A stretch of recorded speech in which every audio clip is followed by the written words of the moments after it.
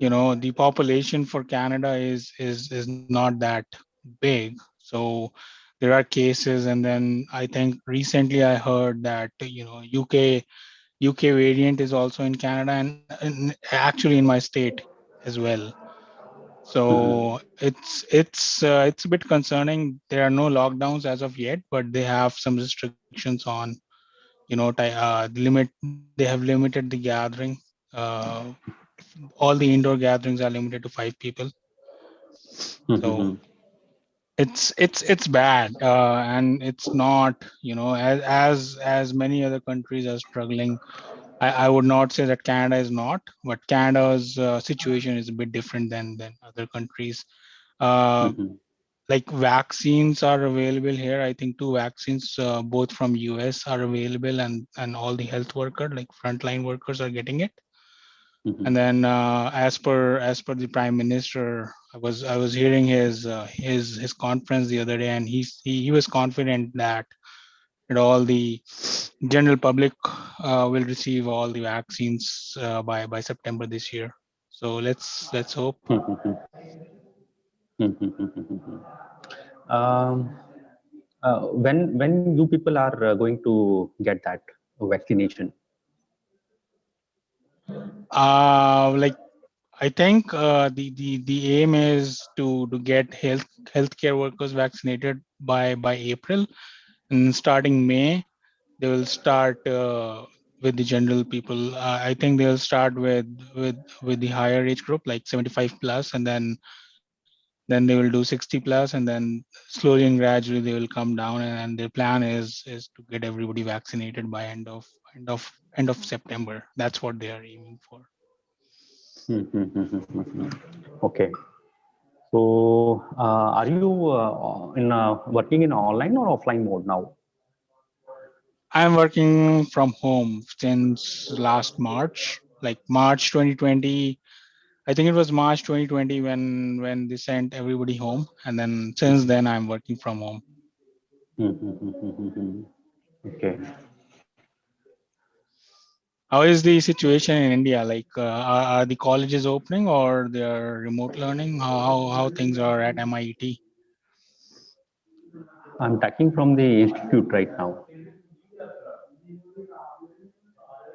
I'm talking from the institute right now, and institute is Okay, opened. okay, okay. Yeah. That's nice. So So, we like, are. there are no restrictions whatsoever there. Like, is there a number of people who can attend, or everybody can attend? Yeah. There is a with the government guideline. This all is with government guideline. One has to Okay, follow social distancing, wearing mask, having sanitizer. okay. Yeah. Hmm. Yeah, So I think it's a new normal, so mhm. we cannot help it. Yeah. Now we are the AKTU external examinations are also going to be held from 16th of this February for third and final year, Hmm. and that too in offline mode. Okay, Yeah, and for first year they're starting from 9th March. So last examination was only for final year students. The other students were promoted by the university due to pandemic, and hmm, now since offline, since situation is getting better now, especially vaccination is done, especially the frontline workers. Uh, the confidence level of the general public, and that through the people's the recovery rate is far better. So it is more than 95% now in India. yeah. I was tracking the So cases, and it's much better right now than it was, few months back. So that's a good news. mhm, yeah. So 1 minute, I'll take a minute. Yeah, no worries. Take your time.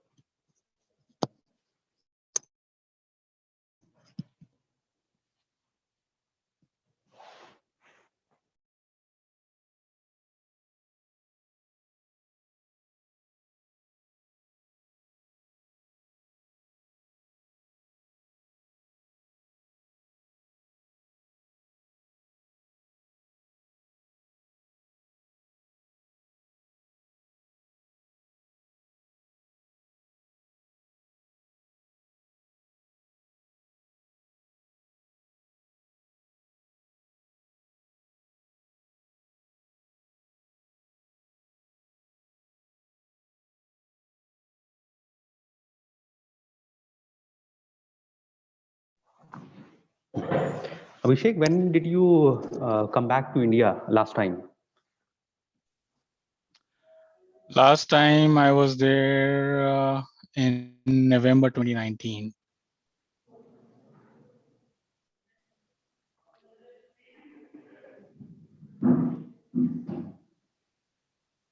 Oh.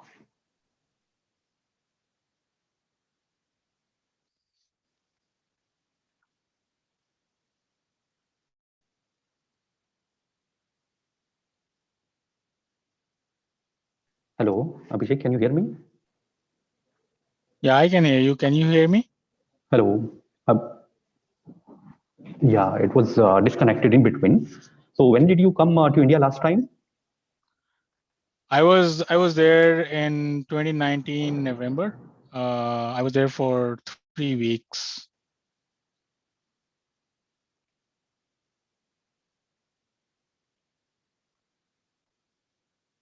Can you hear me? And when are you planning to come back again? Well, as of right now, I don't know because of those border restrictions right now. I am not sure when I'll be able to come back, but I was planning to visit India in 2021, but I don't think that's going to happen because of all the strict travel restrictions that there are in place in Canada. So maybe in 2022, I'll see. Like I'll have to wait for this COVID situation to calm down, and then only I can. I'll have to wait. Okay. I think we should start now. Okay. What I'll do is I'll share my screen and then go from there.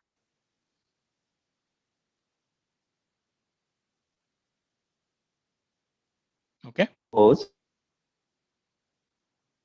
You're cutting out. Pardon? Voice is not clear? Yeah, it's cutting in and out. Okay, 1 minute. Amit sir, Devyanshi has joined. I think Ayush Kapil has not joined yet.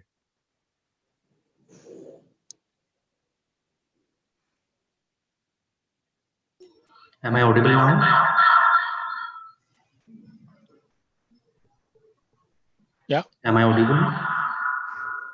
But there's an echo behind while you're talking. Yeah. Is this better now? Yeah, it is. Yeah, much better. Okay. Okay. Good morning, all. We all are here for a webinar on opportunities, be it studies and other career opportunities in Canada. And today with us is Mr. Abhishek Rastogi. He is our student. Actually, he's alumnus of EC department, MIT Meerut. And he graduated from Electronics and Communication Engineering from Meerut Institute of Engineering and Technology in the year 2012. So he then after he got placed into Tata Consultancy Services, and he worked there in till 2013. Then after he decided to join Canada, to go Canada for higher studies to do MS. So he applied In fact, he requested a letter of recommendation from myself and one more faculty. So that is why I remember him. And he was very much interested into pursuing higher studies from Canada. So in the year 2014, he got registered into University of Regina, Canada. And at present, he is working as a team lead, network service operation at ISM Canada, which is actually an IBM Canada company. And he's working there since 2015. So the idea was that there are so many students. What is the intention of this webinar? What is the genesis of this webinar, I should say? Idea is that there are so many students who see themselves into higher studies into outer countries, be it USA, Australia, Canada, Russia, France. So but however, since they don't know what is the path that they should follow to get into this, to go there, and from what point they should start their preparation. And there are so many students who are at the balancing point, who want to know as to why should they go outside for higher education, or why should they settle themselves into outside while being in India, or what are the better opportunities outside, or is it better to rather stay at India? Is there any way so that you still become well settled? So such questions keep arising among students when they hear someone is working in their relative, in their as their senior, in their known, that they are settled outside. And no other than students or alumni who are settled outside can answer this question, because they know uh, they know about India as well as the particular country. So that is why we requested Abhishek Rastogi to deliver a webinar to guide our student. In fact, to guide his family member, I should say, because we are part of the MIT family, so that they should be able to take decision at the early stage of their study, maybe at the first year itself, and they can prepare themselves for future career if they want to see themselves after 5 years into some other countries for higher education. So I welcome Abhishek Rastogi. Abhishek, I welcome you, and thank you very much for accepting my request and sparing time. It is 10 o'clock. It is more than 10 o'clock at there in Canada, and it was a bit inconvenient for you, but you decided to contribute to your institute, to your department. So we appreciate your intention, and I hope and wish that the webinar that you are going to present will immensely benefit the students and others who are joining us with the intention of getting knowledge of going outside. Thank you, Abhishek. Over to you. Thanks, Dr. Ahuja, for all the kind words, and I really I like it can't be better to give back. Like I was part of MIT family since 2008, and I graduated from MIT in 2012 with an aim to go to Canada and study here. And 9 years later, in 2021, I am actually presenting a webinar to to my family, as you said, MIT family. So it can't be more than an honor for me to present it and give back. And I think based on my experience, if people or if students can learn as to what the path is, and I don't expect that they'll take 100% of this webinar, but if they are able to take 50% of it, and if this webinar helps them like at least 50%, then I think my work is done, and I'll feel proud about it.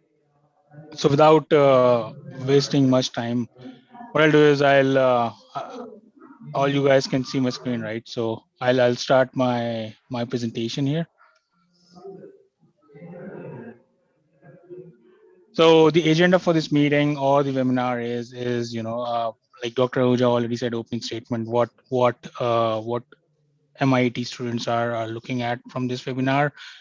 And what I want you to know is through this agenda that what I am going to deliver today in next 40 minutes. So thanks Dr. Ahuja for the introduction. And then I'll introduce myself more formally and tell you what I did in a bit detail. And then we'll move on to questions like Dr. Ahuja said, that why you want to study in Canada, why you should study in Canada, and it's not always that you should always study in Canada. There are certain pieces where why you don't want to study in Canada. So it's a coin. It has two faces. Some are some are benefits, some are disadvantages. So you should know both before making a sound decision. Because if you don't know both the sides, then you may be making an informed decision which could cost you. So that is why we'll go over why and why not. And then you know uh, many people ask me what the general requirements are, what the process is to apply there.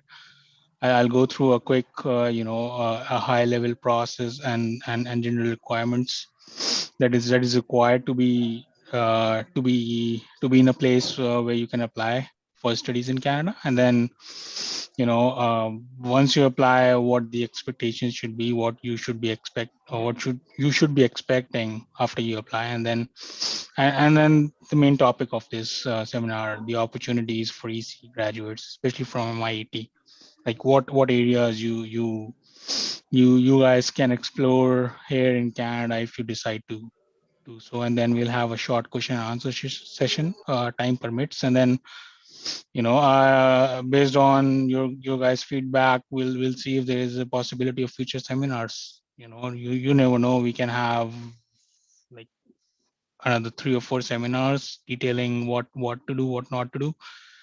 And then we'll go from there. So first of all, who am I? I'm not a celebrity. I'm just a regular alumni from MIT. And you must be wondering why I've put regular in brackets. I just want to let you guys know that I was not a topper when I was working in when I was studying at MIT. So anybody who's thinking that only toppers or high scoring students can go to Canada, it's not like that. There are certain requirements that you need to meet, but it's not that you need to be in a top cream to be in Canada, first of all. And I studied electronics and communication engineering from 2008 to 2012. I graduated, and then I joined. I got placed in third year with like as along with many of my friends. If I remember, I think 180 students were placed in TCS and around 100 students were placed in Wipro. So I was one of 180 students who got placed in TCS. And then I got my joining sometime around 2012 December. I ended my studies 2012 June, and then I was waiting for my joining. And then I got my joining in December 2012. I joined TCS. I was based in Hyderabad. I worked there for 10 months while I was waiting for my application, like study permit application to process, and I got my study permit approved in July 2013, and then I moved to Canada to pursue Master of Engineering. That was the next chapter of my life, and Dr. Ahuja and the other faculties who were there at that time know that I wanted to go to Canada. And they even, like, Dr. Ahuja was one of the faculty who provided me the letter of reference. So I'm very grateful for that, because without that reference I wouldn't be here. And then, like, if I come back to what I'm doing right now, is I'm working at IBM Canada here in Regina, Saskatchewan, as a team lead, and I've been working there since 2015. So it's been 6 long years at the same company, and it's been a great pleasure working for IBM Canada. It's a company that you can be, like, I feel proud working at IBM, and it's a reputed brand, so that makes me feel good. And then where I am right now, I am currently, I reside in Regina. That's the capital city of Saskatchewan. Saskatchewan is one of the state we call province here. Is one of the state of Canada, and Regina is my home away from home. And if you on the right hand side, if you see the map, there's a red dot there that signifies where I am located, and the map that you're seeing is a Canadian map, and you can see I am pretty much central, um, and then close to border. The US border is about 200 kilometers from where I am, and then the logo that you're seeing is a Regina is the Regina official logo that we have. So I wanted to tell you guys where I'm located. Okay. Now moving on, why should you study in Canada? Like there are many countries like US. Why not US, or why not Australia? Why you should only study in Canada? Well, it's a decision that you have to make. Nobody can make on your behalf. You will have to decide what you want in life and what you want to do in future, and based on that, if Canada fits in that definition, then definitely you can come to Canada. Many people, many students come to Canada. Even I came to Canada, and doing good. And it's all up to you how you look at and how you weigh both all the other countries along with Canada. But generally speaking, if I need to give you 5 or 6 pointers as to why you should study in Canada, I will say that studies here in Canada are more practical than theoretical, because they provide you a hands-on experience, and all you need is a practical experience as to what you're doing. It like, in theory, you can learn as much, but if you are doing a practical, you know you can apply the learnings that you learned right away, and you can get a like straight away feedback in few moments as to, like, what did I learn, and is that learning making any difference in my life. So that's very important, and that you'll get instantly while working in Canada, while studying in Canada, sorry. That's what I've experienced personally. And on a fun part, they even let you take the cheat sheet of the formula. Like, you can see, like, it was not important to put down what I've written here, that you can actually take a sheet where all the formulas would be written on that sheet, and you can actually take it to the examination room. And it's like, if you really think on that, what they want is, they don't want you to learn all the formulas and come to exam and then show you how much you can learn, but actually they're concentrating and focusing on how much logic you have. Even if you have the formula, are you able to apply the logic? Like, because if you don't know the logic, you won't be able to apply even if you know the formula. So that way, that's one of the example of practicality. Like, they focus on practicality. And then the good thing is, like, you could get scholarships, and the opportunity for scholarships is immense. And if you're doing good here in Canada, then there's a good opportunity that you can get a scholarship. And there's a high chance that even the scholarship that you'll get might cover off all your tuition fees. So even though scholarships are there, you need to be in a good position, or a good good standing in order to get that. But I when I was working at when I was studying at University of Regina, like, I did my master's there in electronic system engineering, and it was a 2-year course, and and I got two scholarships, $6,000 worth. So I got total $12,000 as a scholarship, and my total fees was in 2012 or 2014 it was around $20,000. So you can see most 80% of the fees was covered by scholarship. So it's good. Like you have the opportunity of getting good scholarships, and the other good thing that I like about Canada is you can study and work at the same time, and I'm not talking about any other jobs or second job that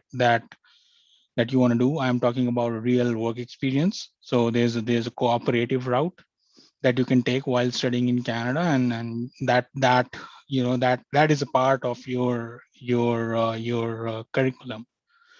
In 2 years, what you have to do is you have to work 8 months, or in 4 years you have to do 16 months of real work experience with a reputed company, and as a co-op student there, and then you can, it's the best way to test out your capabilities. If you think that you are good at something, and you are going through a co-op route, you work there 16 months, and then after 16 months you realize, oh, that's not my thing.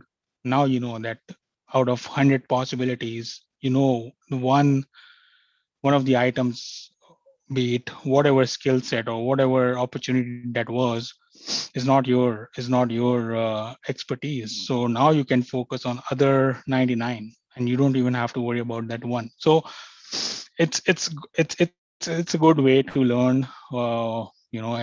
You can, and same thing, like practicality. You are learning at the university and you're applying it being a co-op student at a repeated organization. And just to recap, I started as IBM as a co-op student in 2015, and now here I am, six years after. I am a permanent full-time employee as it is, and working as a team lead there.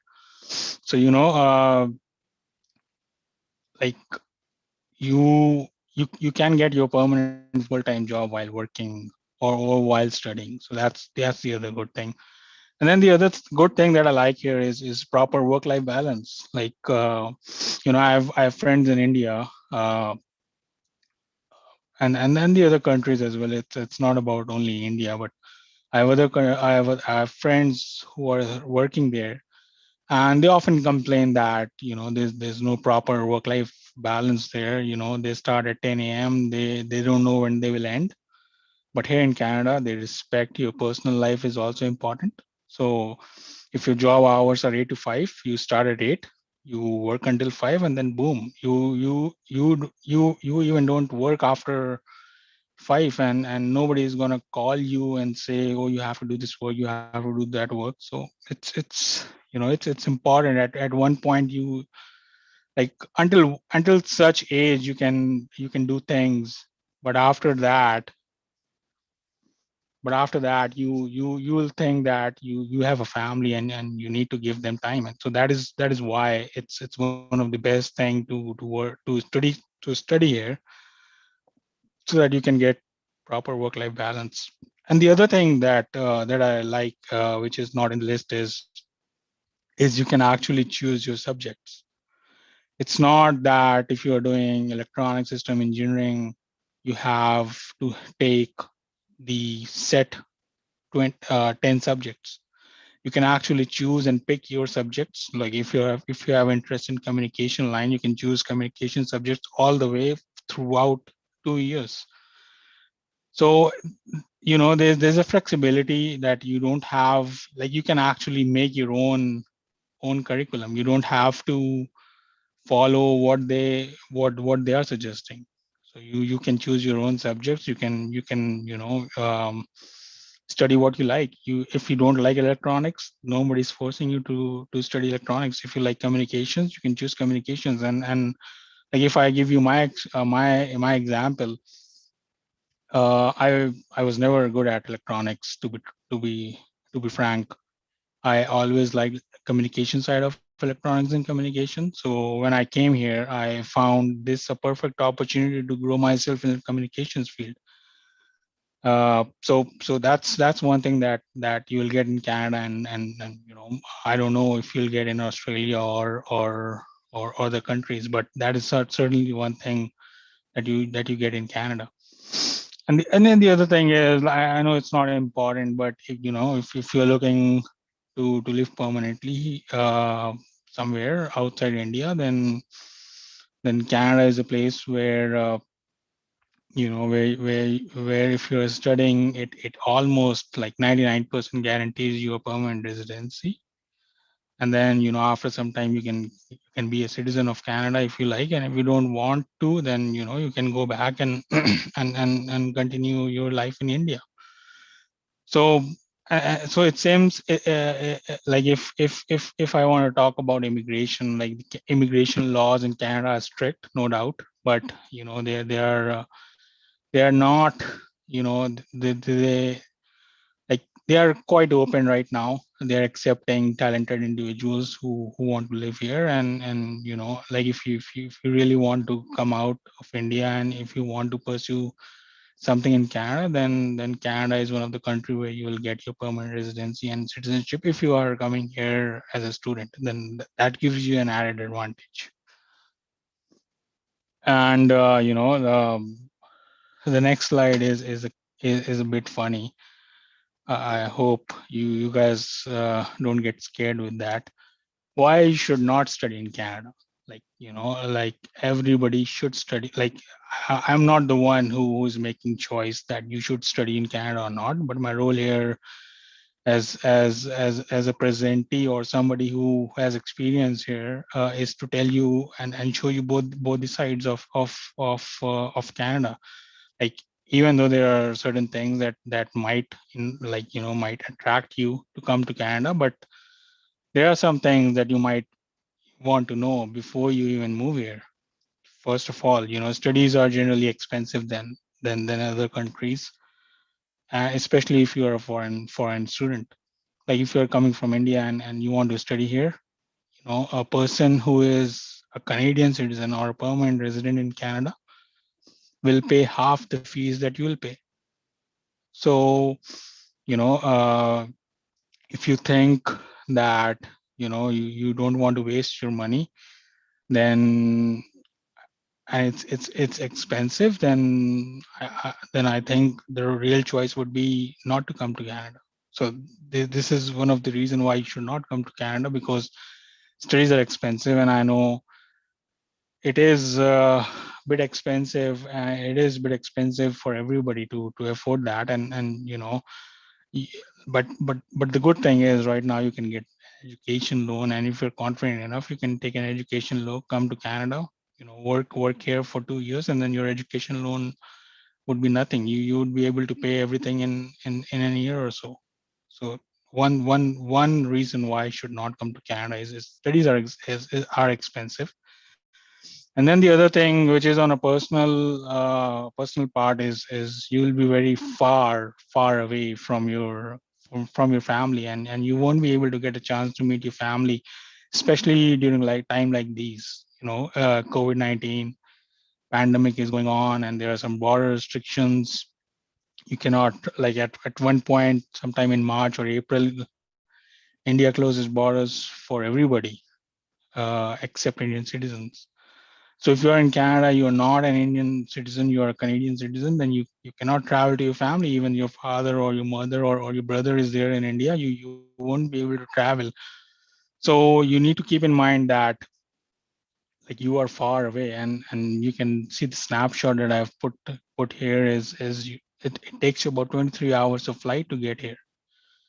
So it's not that easy to be far away. That's something, if you're very close to your family, then maybe you should not come to Canada for studies, and there's something that you have in India that you can pursue and be closer to family. Like it's important. What is important for you is what you have to decide. And then the other thing is it's cold, and I mean it's very cold, especially where I am. You can see the temperatures right here. Like right now, it is minus 42 with a wind chill. So it means that you are outside. It feels like it is minus 42. So if you are afraid of cold, then maybe that is something that won't be appropriate for you to come in Canada and study here, because if you're here in Canada, then you'll have to you'll have to face colds and I'm talking about real bitter cold. Like you can see the temperatures here in the screenshot. It's -34, -36. That's the actual temperature. With wind 20 or 30 kilometers per hour, that number can go to -50 or -52 even. So these are the things that you should consider before making an informed decision. And like you won't be able to make a sound and informed decision until you know both sides of good and bad about Canada. Moving on. So like if you like now you know why you should and why you shouldn't. And if you're still interested, then I'll show you what the general requirements are. So there are certain requirements that you need to meet. First is you should have a decent study record back in India or while studying at MIET. Like it shouldn't be good, but it cannot be bad. It should be decent, because you cannot, like, people often say that UPTU, it's very hard to score in UPTU.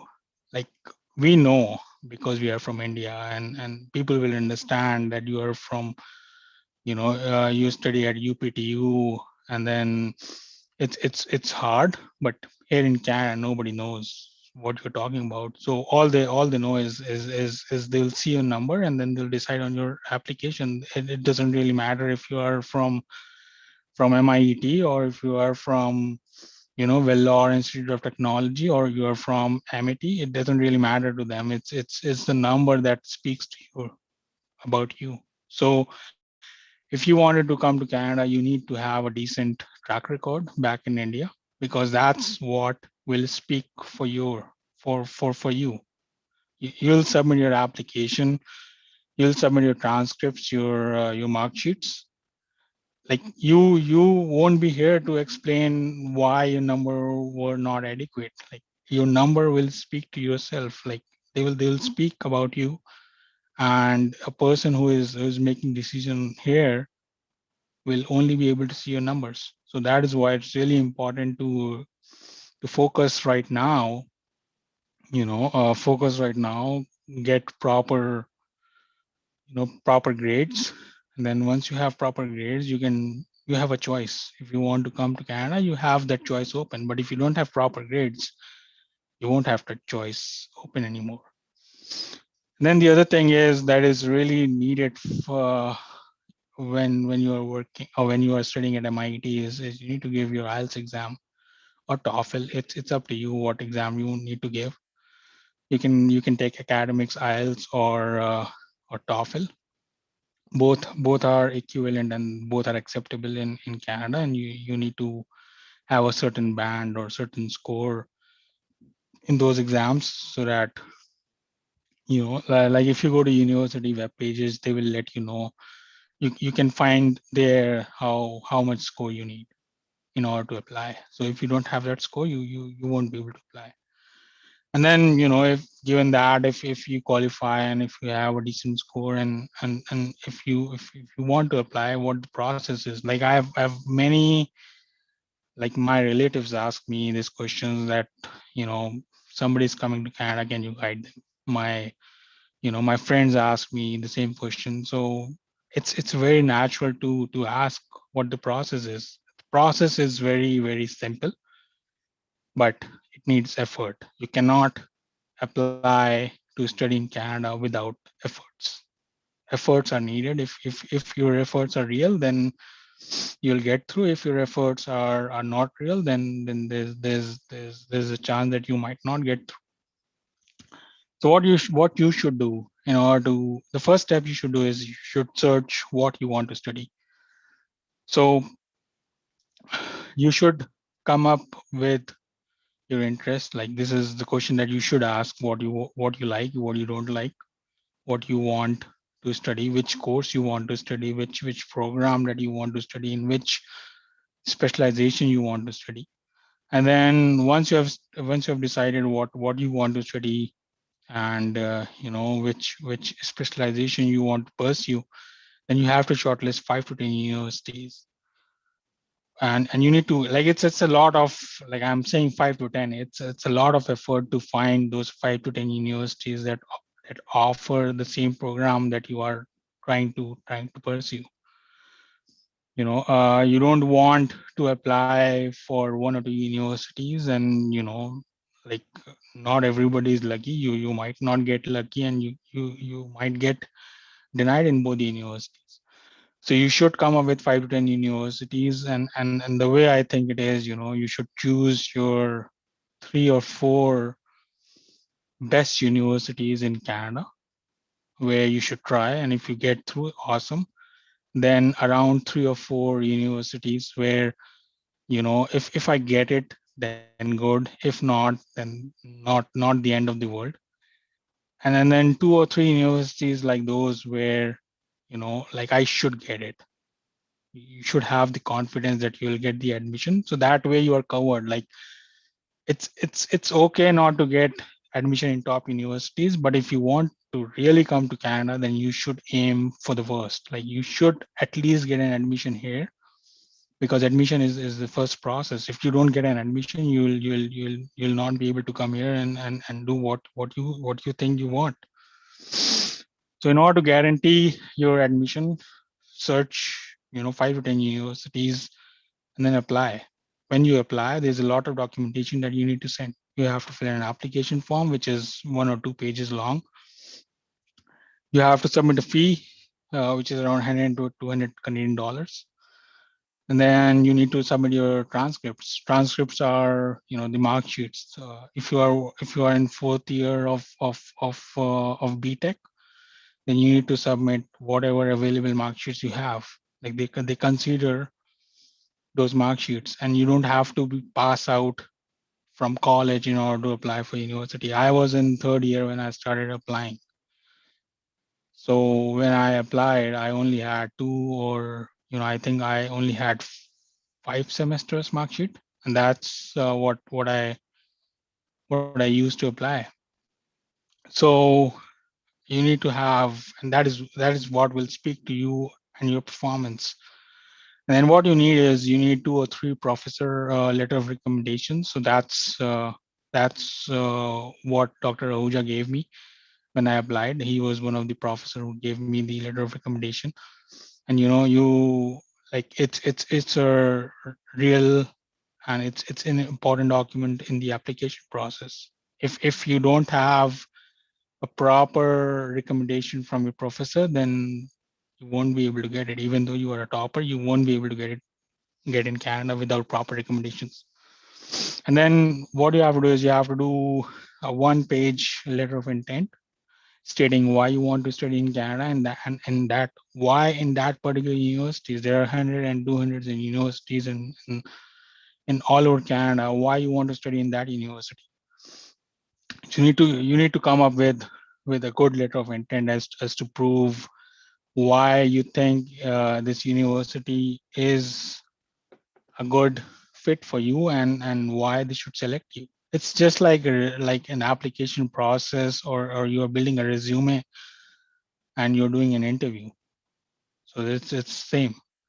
So once you have gathered all the documents, apply for admission, and then you basically wait for results. And then once you get the results, you apply for study permit, you wait for study permit approval, then you fly and land in Canada. And then one thing that you have to keep in mind is in Canada, like in India, it's called, like, it's what you're doing is you're doing your graduation, but here in Canada, that's called undergraduate. And then what in India it's called post graduation is referred to as graduation. So just keep in mind, while you're searching for courses from on the university website, don't look for postgraduate, because there's no postgraduate degree.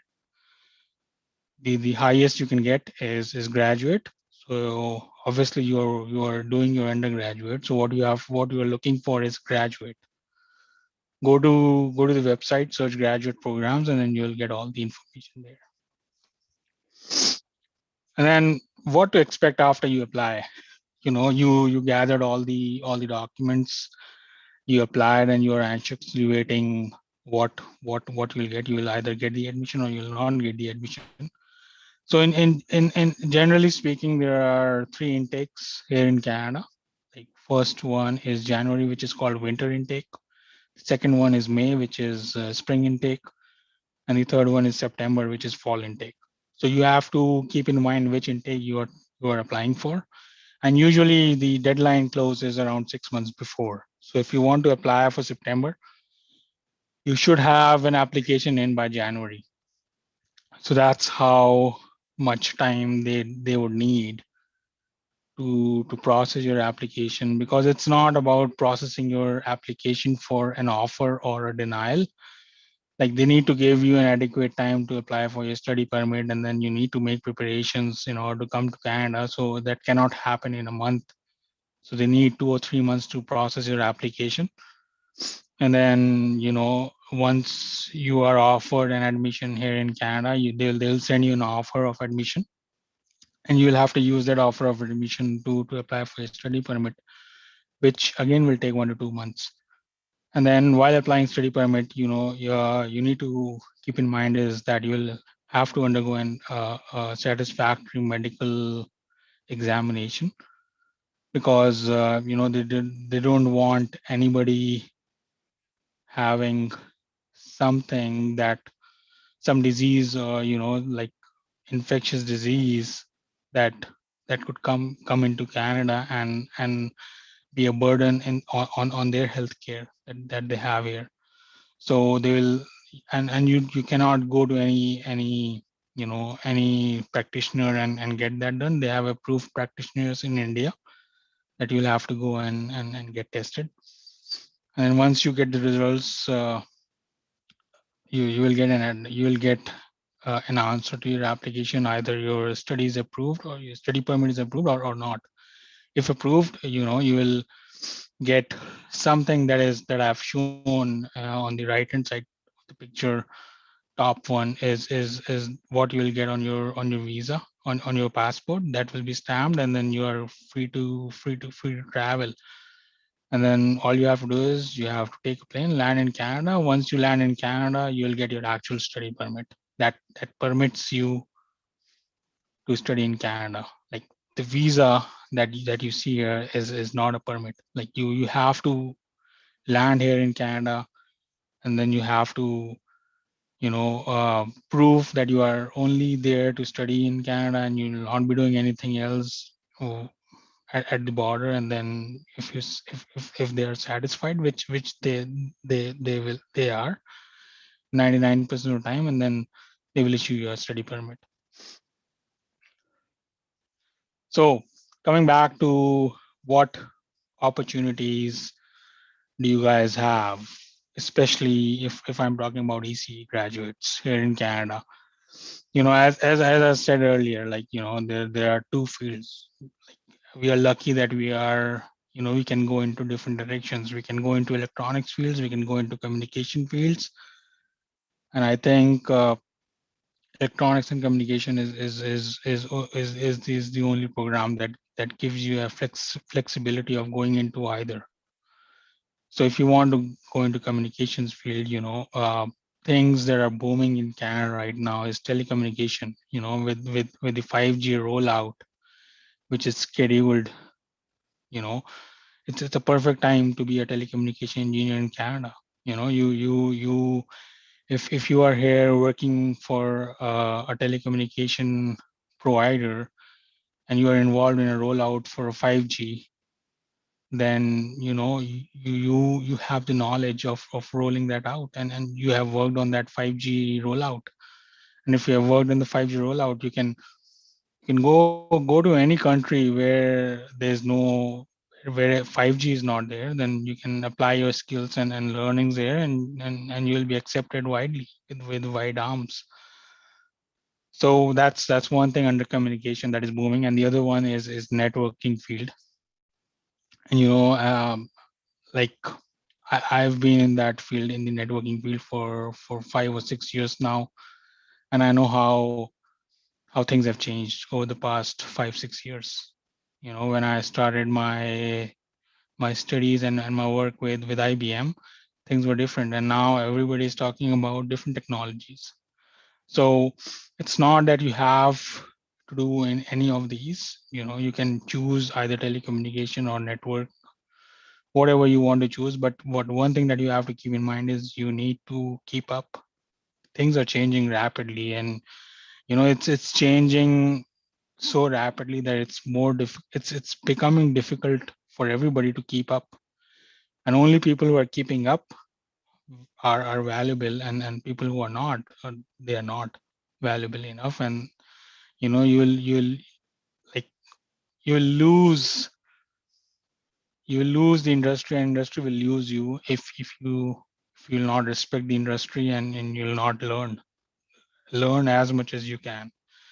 And then in electronics field, I know, first of all, I don't like electronics field, so that is why I have zero exposure to that field. But you know, as far as I know, based on my friends and relatives experience, there's you know, the electronics field is not as strong as in US. Like if you really want to pursue electronics, then I would recommend not to come here, because there are less opportunities here, and you'll find more opportunities in the US. Like go to US, you'll have a good career in AI, robotics. You know, I have friends working in those industries, and that industry is booming there. But as of right now, Canada is not, you know, not like there are not much opportunities here. But you know, if you if maybe in 2-3 years, I don't know what will happen, but as of right now, there are not many. And then if you are working on on the electronic side of things, then there are certain courses or skill set that you need to have. CCNA, it's a Cisco Certified Network Associate, is a certification. CCNP is a Cisco Certified Network Professional. You can either go routing, switching, or security. So these are the courses that, you know, if you want to really, you know, come to Canada and pursue networking field, then I would recommend go at least CCNA. And then if you are, you know, if you're interested and CCNA makes you happy, then you can either go to CCNP. One thing that I can tell you is, you know, these certifications value more than what you learn in your degree. Like you are masters, that's one thing. But if you're CCNA or CCNP, then that means you have a certificate from a Cisco vendor, which means you are comfortable working with Cisco devices. And you know, when we talk about networking giant, Cisco is one of, you know, one of the big giant in the industry. So these are the things, and the things that are changing right now. Like nobody's talking about traditional networking anymore. As everybody is interested in SD-WAN, which is software defined networking. You can change everything from GUI, graphic user interface. You don't even have to log into the device and do the changes. So these are the certifications that I think, and these are knowledge that I think will be good for you guys if you really want to come here and pursue networking. And then, you know, one other thing that everybody is going crazy about is data analytics. You know, what is data analytics? Data analytics is like organizations have data, but they don't know what to do with that data. And then that's when data analysts come into picture, and then they use that data to forecast what will happen in future. They will see the trends and predict what is good and what is bad for them. So this is also booming, and I've really seen this field booming in my company in front of me. So that's something that should you should think about. And you know, like everybody right now have technology in hand. You can Google top 5 skill set that you need in Canada or in future in coming 5 years, and then you'll get the answers to your own question. but these are the things that I think would be useful in the future, and that would be good if you're coming in Canada. And then the other thing is certifications play a big role here. Like if you have a certification, then you might get a job that a degree holder would not get. So that's how important it is.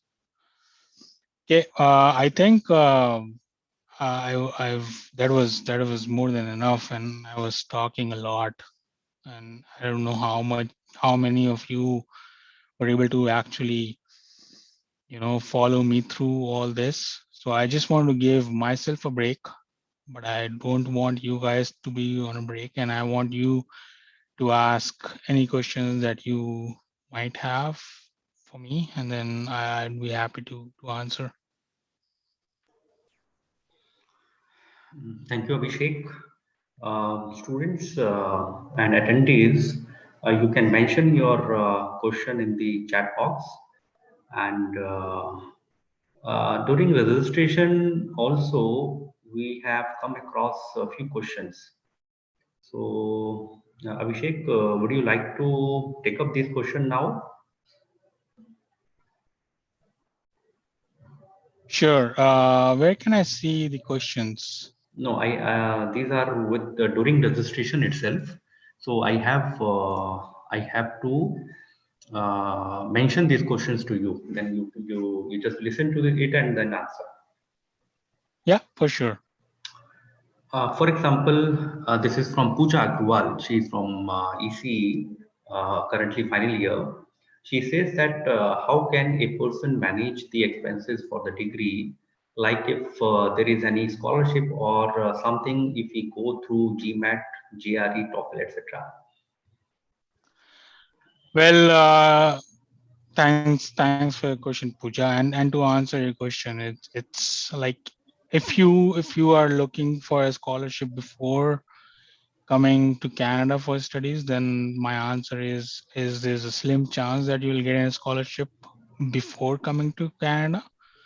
But once you are in Canada, you are studying you did your first semester, and then after the first semester, your grades are good, then there's a lot of opportunities that you can apply for. Like there are graduate scholarships, there are national scholarships, there are you even don't need a scholarship. There are certain programs like they give you teaching assistantship.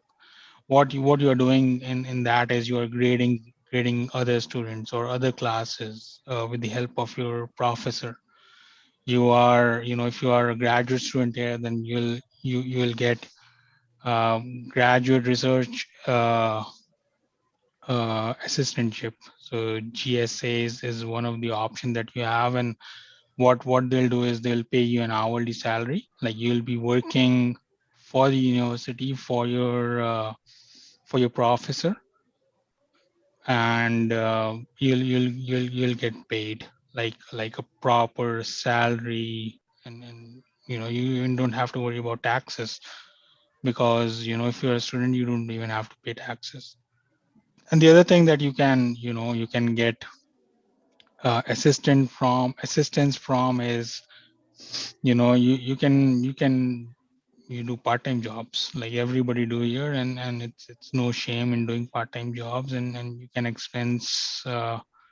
you can manage your expense there, and it's everybody do that. So and having down that road myself, I don't think it look like that it's a big lot of deal while sitting there, but once you're here, it's easy and it's very manageable. You don't even have to worry. Like if you're working, even if you get a teaching assistantship or anything, then you can manage your own expenses. Okay, I hope I was able to answer Pooja's question. right. So in this, Abhishek, I'd like to ask one thing that you said that before entering into Canada, there is no chances of getting scholarship. I think this is not the case with applying to other countries like Australia and USA. Well, I am not sure what opportunities that other countries have, but if this is a general rule of thumb, like if you're wanting to get a scholarship before even coming here for studies, and if you want that sponsored, then there are certain countries that the Indian government can sponsor if needed. But it's the national scholarships are those that you won't be able to get in. But there are certain courses like you can get scholarships. Those are not scholarships, I would say. Those are, if you are going to a thesis program and you are helping a professor doing their thesis, then you may be eligible for some grants that the professor might have access to through the sponsors. But and the professor is willing to share that amount with you because you'll be doing thesis on his research. So there are certain, like, it depends on what type of courses you are trying in. If you are only looking for masters without thesis or project route, then no, there are slim chances of getting scholarship. But if you are going through a thesis or a thesis route, then and if your professor is willing to sponsor you, then obviously they will sponsor. But what I've seen here is professor wants you to be here, and they want to see your ethics and work pattern before even they sponsor you. So I'm not saying it's not available. There are slim chances, and it all depends on how you approach your professor and how strong your application is. And what actually is the percentage that can range for the scholarship? For example, in USA, some of our students who went there in University of Texas, so they were getting a scholarship up to 70% of their expenses into the of the university. And what about Canada in this respect particularly? Well, like if you are looking for scholarships, and if I put my example as my numbers as example, I got $12,000 from scholarships, and my fees was $18,000. So if you do the math, and it was 60 to 70% of the scholarship. And it also depends on how big your project is, or your professor's project is, and how much funds you have access to. And it it totally depends on what you are aiming for. And if you are lucky, you can get 100% scholarship. And if you are into something very, if professor have funds up to $1 million, then why not? Like, he should be able to give you 20 or $30,000, which should cover 100% of the scholarship. So I would say it all depends. But if you ask me a percentage, I would say it would be a range somewhere between 50 to 70%. Mhm. Okay, right. So there's one more question, that what is the difference between study in India and study abroad? Partly you have answered this question during your presentation, but would you like to say something on this as well now? Well, as I said, the main difference is about practicality. That what I have experienced. And then the other thing is,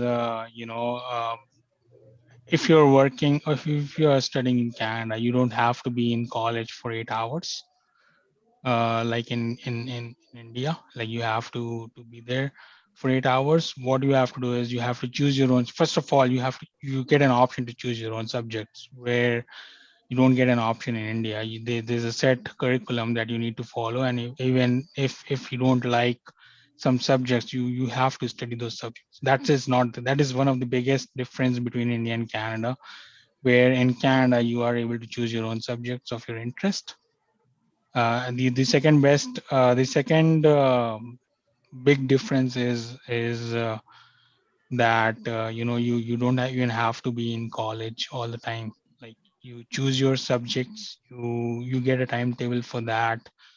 And when if I remember my time, I used to be in college Monday and Tuesday for 3 hours. That's it.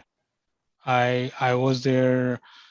Like I think Tuesday I was there for 3 hours for two courses, and then on Thursday I was there for 3 hours for again two courses. And and the other thing is the workload is very minimal here. Like all you have to do is you have to take 6 credit hours, which is two subjects. So all you have to do is two subjects in 4 months, and the semester here is 4 months. So you do two subjects per semester. So in 1 year you do 6 subjects, and the other year you do 4 subjects in a project, depending upon what your route is. And then in 2 years you're done with your degree. And the other thing, the other big difference, while I was speaking, I remember, is that you can complete your studies in a year. Like you don't, like even though if your study is for 2 years, you don't even have to be studying there for 2 years. If you can and willing to complete, you can take three courses, and you can do 10 courses in a year. Or you can take 4 courses, 2 courses, and 2 courses, or whatever you like. You can complete your studies earlier than when it's scheduled to be. So it's very flexible.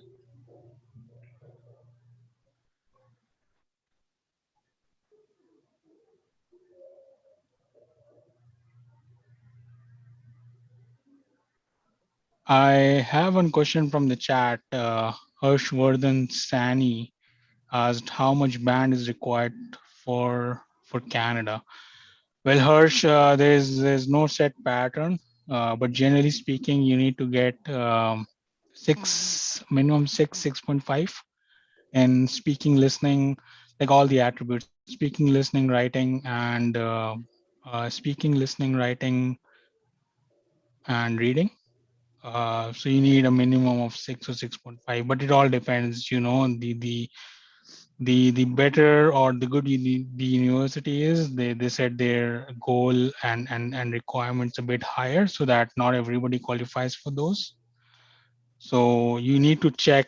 You can go to any university website, go to general program requirements, and you'll get the band there. But generally it is minimum 6 or 6.5.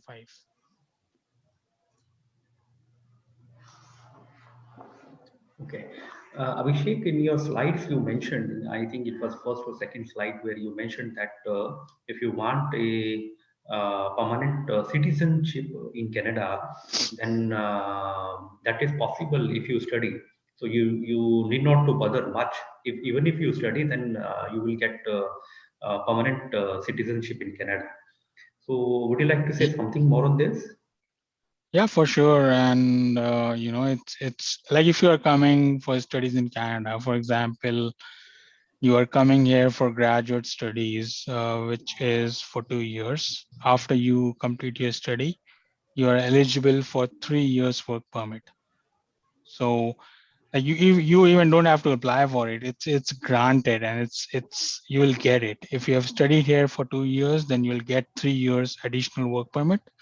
So by default, if you are coming here for studies for a 2-year program, by minimum, you will stay here in Canada for 5 years, because 2 years you will be studying, and then 3 years you will be working. And in those 3 years, you can apply for permanent residentship. And it's easy, because you get numbers, you get points, because if you have studied in Canada, you already know what the system is, what the culture is. You know the culture here.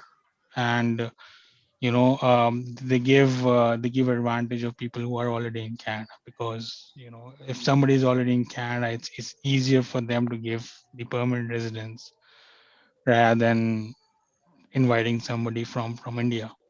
So if I give my example, I came here in 2013 December, and I studied until 2016 April. and I was eligible for a work permit until 2019. And in 2017, all you need is 1 year work experience. In 2017, I applied for my permanent residentship, and in 6 months, I was the permanent resident of Canada. So even before my work permit expires in 2019, I was a permanent resident of Canada by 2017 December. So it's this easy as you can say. And all you need to do is to become a citizen, is stay here for 3 years, and then you can apply for citizenship. And then once you are the citizen, you get the passport. But on the downside, you need to surrender your Indian passport because there's no dual citizenship in Mhm. India. Mhm. Okay. And what about Abhishek? What about frequent? Suppose since you the roots of you are into India, your family, most of family member might be staying in India. So there are various occasions in which you would like to visit or you have to visit the India for certain reasons. So what about these the leaves that company can offer you? What are the rules of leaves? How hardship Yeah, you in face it? well, in general, you get 3 to 4 weeks of vacation. So you get 20 days of vacation or 15 days of vacation. And then if you are requesting your manager or your supervisor, they can they can allow you to work and then bank sometime that you can use in India. So what I usually do is I bank 1 week so I can get 4 or 5 weeks to go to India. So it's not that difficult. It all depends. But for certain you'll get 3 to 4 weeks while working in Canada, and you get sick leaves, you get family responsibility leaves, and there are there are around 12 stat holidays that you get. Like those are the gazetted holidays that you get. And the good thing here in Canada that I like, at a personal level is, if your holiday falls on a gazetted holiday, then your holiday is not wasted. It moves on to the next business day, so you are technically entitled to any holidays that might fall on gazetted holiday. So you get enough time to visit India. Like I've been visiting India, from 2016 or 2015. I've been visiting India every year, and I've been with my company for 6 years now, and I've been to India for 5 years. I was planning to be in India in 2020 as well, but due to COVID, it was not possible. So it's not difficult to get leaves, and you can have your trip for 2 or 3 weeks, and that should do. And then if you need, you can call your parents or your family on a visitor visa, and then they can come there. They can visit for 2 or 3 weeks or whatever, how much long they want to do, 6 months. So if they are free, they can stay there if you're not able to travel. Mhm. Okay. And there's one more question about your job profile. What exactly you are doing into IBM nowadays? What is your job role into IBM Canada? Well, I'm working, as I said, I manage a team. I lead a team of network operations that I have in my company, and I have you know 8-member team that I lead. And what we do is our team is basically the tier one and tier two support for all the network support requests that we receive. What we do is we manage government network. So we manage state government network. So like if they have any request or they have any performance issues, they open or log a call with us, and then we do our troubleshooting. We have Cisco switches installed in those premises. We have firewalls, we have routers, we configure them, we deploy them. We provide security to the network, and those are the things that we're in, that my team and I am involved with. And it's not only government of Saskatchewan, it's beyond government of Saskatchewan. It's more, private sectors as well, that we manage there. And what basically they do is they design, they want to design as to how their network should look like, how secure it should be. So our company do that, and then once that is designed, once it's implemented, we like my team gets the role to manage the daily operations of those networks, like any incidents that might come in, any new requests that might come in. My team will manage those, and you know um, they would basically be the front line for all the network issues that our clients face. Okay. And what about if someone want to pursue? There's one more question that PhD in research. They want to do some PhD. If this is from Prachi Mittal, she is from microbiology. So, what is the scope of PhD or research into in Canada, especially? Well, Any yeah. So there's a lot of opportunity. Like you have to first of all, there's a step ladder that you need to. There's a ladder that you need to go on. First of all, if you're an undergraduate student and you're looking for a graduate studies, then you need to have and need to apply for masters. You cannot directly go from undergraduate to PhD. So you need to have your master's degree, even though in like you can have it in India or Canada or anywhere in the world, as long as it's equivalent masters in Canadian equivalency. Then you can apply for your PhD, and then you can apply. I was approached by one of my professor actually to pursue PhD, and at that point I was working with IBM, and I didn't want to pursue that during that. But if somebody wants to pursue, it's easy, and it's as easy as you would like to apply for graduate when you are undergraduate. It's You can apply for PhD. A PhD are usually they are usually 5 years or 2 or 3 years long. And then there's an opportunity. What you can do is you can club your master's. So for example, you came here for master's, you studied there for a year, and then you can convert your master's into a PhD degree by applying a PhD. And one thing that you need is you need a professor who is willing to supervise you for your thesis and PhD. And if you cannot find a professor, then you won't be eligible for PhD. But if your work is good and you are performing well, then and your work attracts the professor, then there's a big scope that you might convert your master's into thesis or PhD. okay. Okay. So there is one more question about tips for successful life. This is asked by Abhay Kumar from Computer Science and Engineering. Would you like to mention some tips for successful life? Well, the biggest tip that I can give you is, before coming to Canada, weigh all your options that you have. If maybe staying in India is the best option, and if you don't listen your own instinct and you are making a decision that is not good for yourself, then it's basically is as equivalent as you're ruining your own life. So it's a big step. It's not easy to just stand and come to Canada. I'm telling you by experience, it's not easy. So whatever decision anybody is making, they'll have to weigh their own, and everybody's different. Like everybody's circumstances are different, their situations are different. So if I'm saying that, in my circumstances something is right, it might be possible that for other people it is not right. So so the biggest tip that I would like to give you is to make an informed decision before even moving here. Once you have moved here, then don't worry about it. Like you are already here, so there's no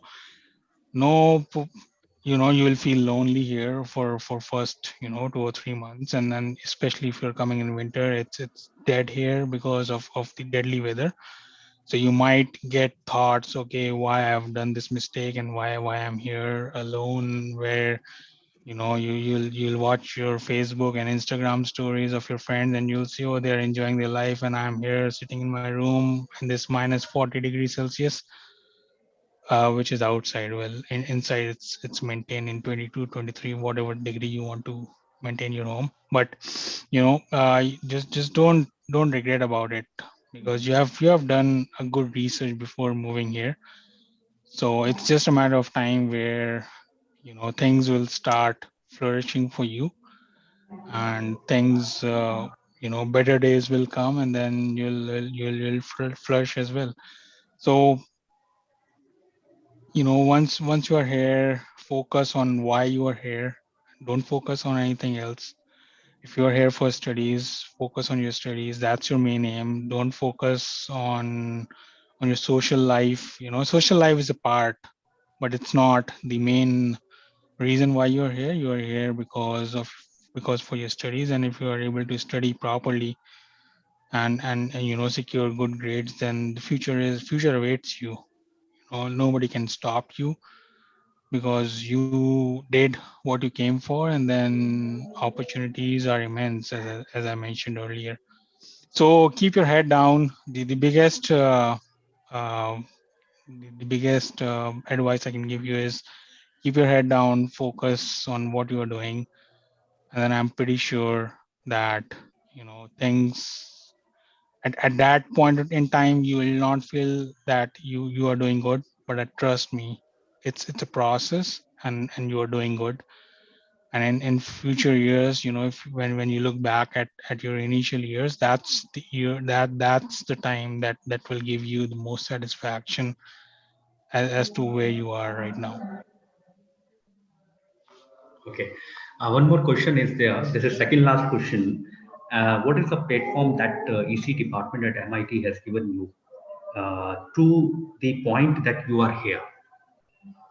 Well, that's the only platform I had, because I was studying in MIT, and I wanted to go there, but I couldn't be here. And if there was no support from MIT, and especially Dr. Oja, you gave me the reference, right, 9 years ago. So you know how important it was for me to get those references in time. And then like truly, like sincerely, I cannot ask much, because that's where all my education is based on. Like MIT gave me the platform to enter into Canada, and then I enter into Canada because of MIT. You know, and like if you are studying right now in MIT, and if you are wanted to come to Canada, the only platform you have is MIT.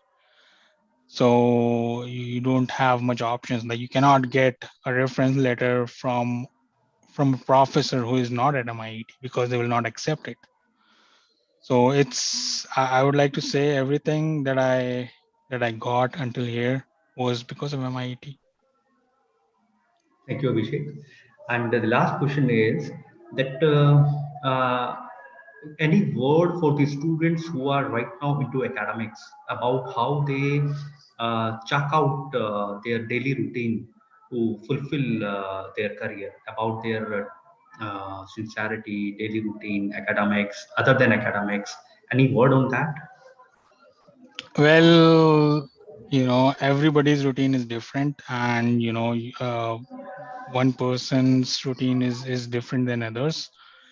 So if I'll tell you my routine, it might not be a good example for anybody who's listening.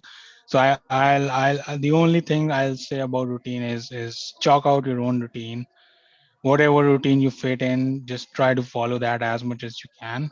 And because once, like, if you are following your routine in a timely and in a good way, then whatever you're following in your routine becomes your habit. And once you are in a habit of something, then it's difficult for you to lose lose traction on.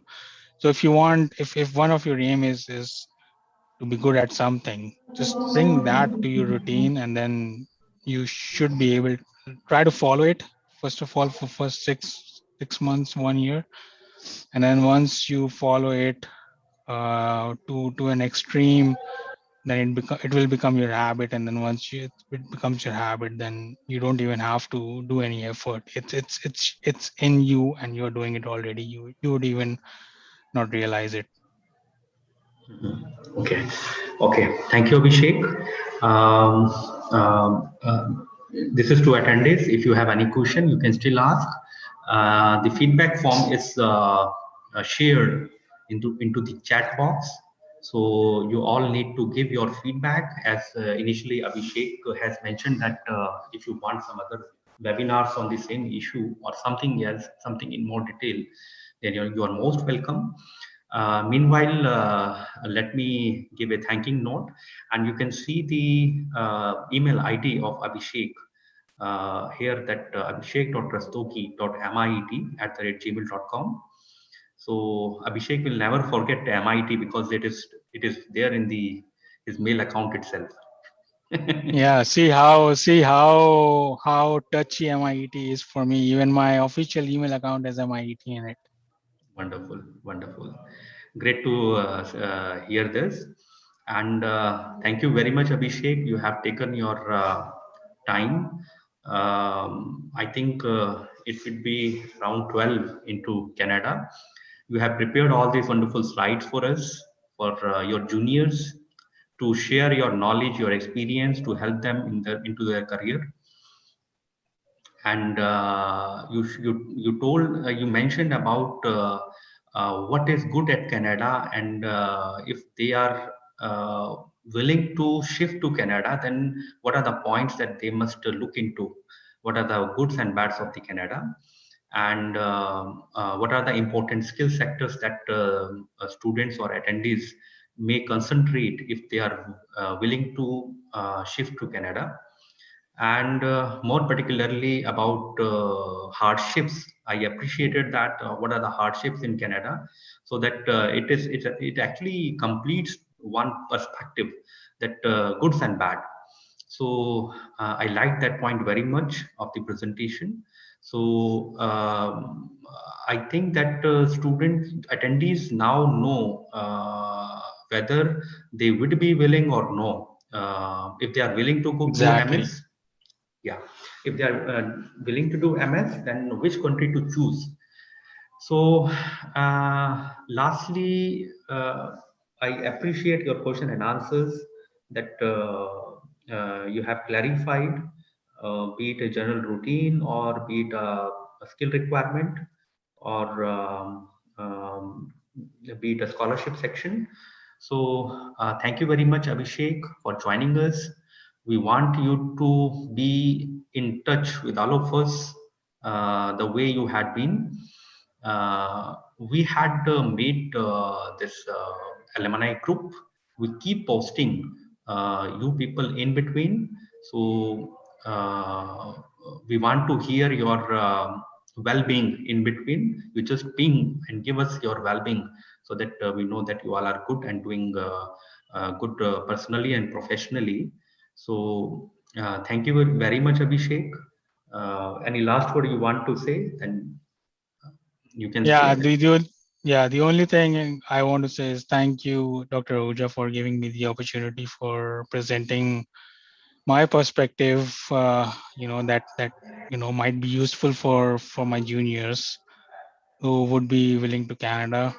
They can take my life as an example as to what one should expect. And the other thing that I want to say at last is, students, if you have any questions or concerns about anything, you can reach out to me.